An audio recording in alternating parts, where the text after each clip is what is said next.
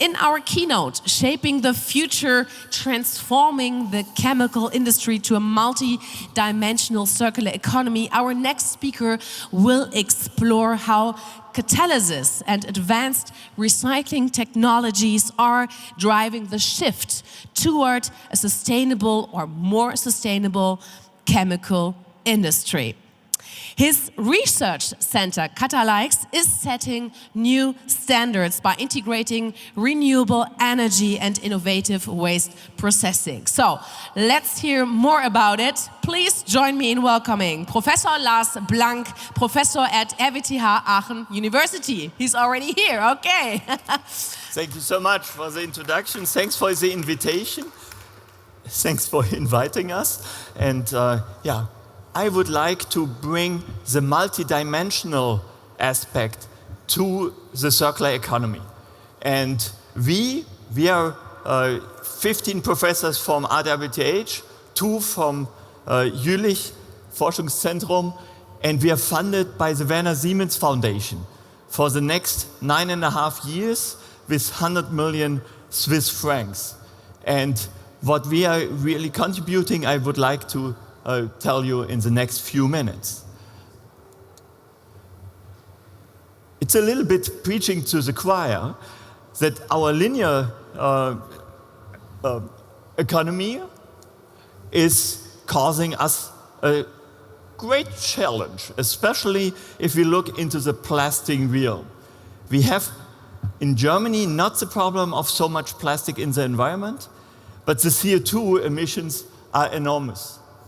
But there are these wording about plastic-free, etc. No, it has to be cleverly used. And we see the importance of the industry in the EU.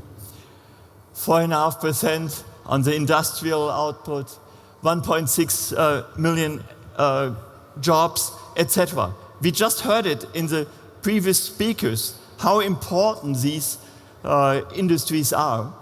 But at the same time, it's 1 gigaton of CO2 produced.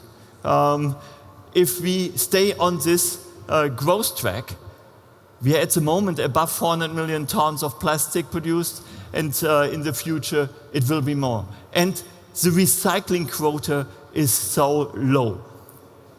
We have these really great developments. The PET bottle, if we bring it back, we get 80% of the material in the next recycled bottle back. So we have the examples where it actually can work, but already pitching the PE, the polyethylene, this comes in thousands of different flavors, different molecular weights, different side chains, different additives. Very difficult. And you see what the challenges are. What are we trying to contribute to the circular economy as discussed here for the last 1.5 days? We would like to add the multidimensionality. And why? Because in the plastic realm, there's a true challenge that different plastics have very different uses. If you just think about if you buy today a polystyrene or a polyurethane for your house to insulate it. Hopefully it's the next 20 to 50 years on this wall. Do we really want to make this polystyrene back to polystyrene? Do we know that we want to have these additives in 20 years, in 50 years? Maybe we have other ideas, other technologies at this point that we actually just would like to keep the carbon, the energy we put already in, and obviously the CO2 or the carbon in the circularity. So if we try to close every of these loops, it gets super difficult. Our idea is that we use the material but do open loop recycling. The PET bottle is great, if it's a white one, to make a white PET bottle. Mechanic recycling, hopefully very efficient. With a lot of the other materials, closed loop recycling is a true challenge. as discussed actually here at many stands and many talks. And that's why we suggest open loop recycling. And how do we do this? What is the catalysis approach? Catalysis, maybe just very simple, catalysis, and in Aachen, in French, axe la chapelle. So then a synthetic word, catalysis.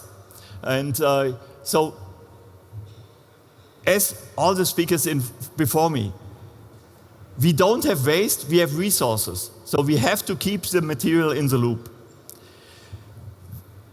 If the plastic has some value, we will not lose it to the environment, because then we throw away money. And this all contributes to CO2 neutral society, because we don't use fossil resources from scratch, and at the end we burn the material. What do we need for this? As I said in the name, catalysis. Chemical industry, especially also in North Rhine-Westphalia, for the last 150 years was extremely good in building new bonds. We made all these materials in this room because the chemists understood how carbon, often carbon, but many other elements, as you saw also in the previous talk, formed bonds. Now our shift is, obviously we don't forget this technology, but that we break bonds. But breaking bonds, not like pyrolysis. If you have seen some of these possibilities, there you break all the bonds, but you get a whole pharmacy of different molecules. If you could, as a vision, take all the different PEs, 1,000 different PEs, and come up with a single molecule after you're breaking the bonds, which a chemist can then build up again all the material of interest, this would be a vision which could contribute to this multi-circularity. So selectively producing, developing selective bond breakage. And this would give us, over the years, the blue one would be fossil-based, then we would integrate also biomass, because obviously no loop is 100% closed, even also not in the open loop recycling. And CO2-based carbon also comes in. We need the energy transition, and then we integrate the different loops. This would be the orange, this would be the contribution of catalysis. And can this work? Jürgen Klankermeier, professor from technical chemistry, already has one example. He used PE. With a homogeneous catalysis, he gets propylene, and for propylene, he produces lactate. And lactate, you can polymerize to polylactate to a polyester. And this is then even in the one or other application of high interest. But it doesn't matter which PE he uses. This is the important point. You make questions. You saw it on the first slide. I didn't mention it. I'm a microbiologist. What is a microbiologist doing here telling you about plastic? Obviously, we can train microbes to produce bioplastics. This is one thing of the last 40 years. But because we work with the chemists and with the process engineers, which can degrade plastics, we get plastic soups, monomer soups. And sometimes, if you have a big collection of different polymers, we get different monomers. And sometimes the separation might be too costly. Think about an oak tree which falls down. These are incredible polymers. They can hold hundreds of years, this organism. As soon as it's dead, it's eaten by microbes. And this is what we are doing. We're training our microbes that they don't use sugar, which we have to grow from sugar beet or corn, but we train them that they can use ethylene glycol, terephthalic acid, adipic acid, and other monomers from plastics all together. And this is the graph here. All the black lines go down because the carbon source goes down while the biomass grows up. And we can train this microbe that it produces products of value. It can be a bioplastic and can be a single monomer selectively, and we don't have the separation challenge. So just a very short glimpse why microbiology. And here I already hinted that we are really interdisciplinary in the development, and we start from catalysis, as it is in our name.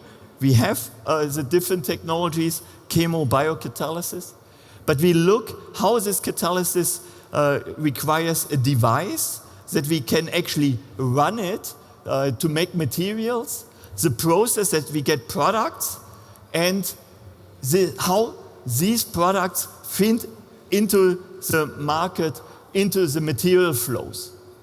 And this all goes together. Renewable energy, we all need these, so this transition we all need, and the renewable carbon sources.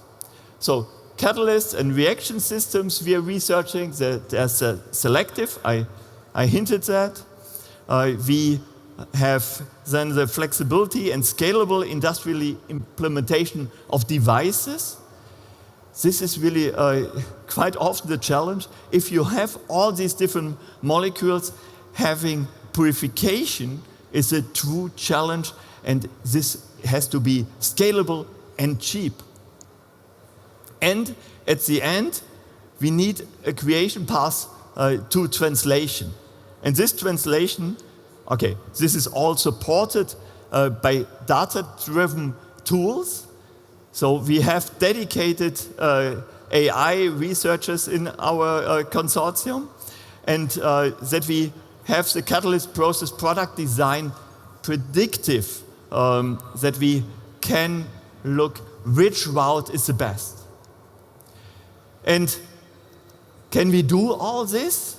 First of all, we have quite some time. We have some financial resources. 10 years is a good time frame, but we are building up on existing infrastructure from the lab to the pilot in chemistry.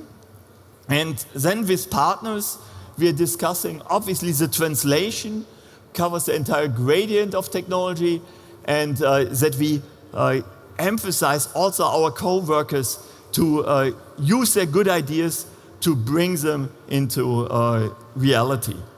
And we don't do that in a vacuum. We already can build on an innovation ecosystem. This in the middle, that's what we are doing. Drop innovations and disruptive technologies. But we have excellence cluster. We have future clusters in Aachen. We have the incubators like Quinkert, where we can directly bring good ideas into the lab with financial support, and off we go. And we have the structural change in the area with the bioeconomy and the projects like Bioformat Pro and Bioökonomie Revier. And with this, I'm coming to the end of the time, and thanks for listening. The vision of Catalysis is the multidimensional circular economy. This is what I wanted to bring you in addition to the whole discussion in the morning. Open loop integration. I hope I was clear enough that a PET bottle to a PET bottle is a good idea. Bringing a PE bag to something, no, you will not get any somethings. You really have to come up with new catalysis. Closing linear value chains in a circular manner is important.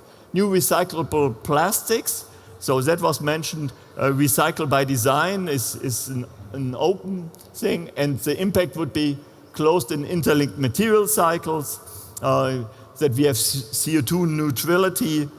Plastic waste become a valuable resource because we don't have the fossil resources, and environment without plastic. And with this, I would like to acknowledge our environment, the funders, and thank you for your attention. Thank you. Lars, thank you very much.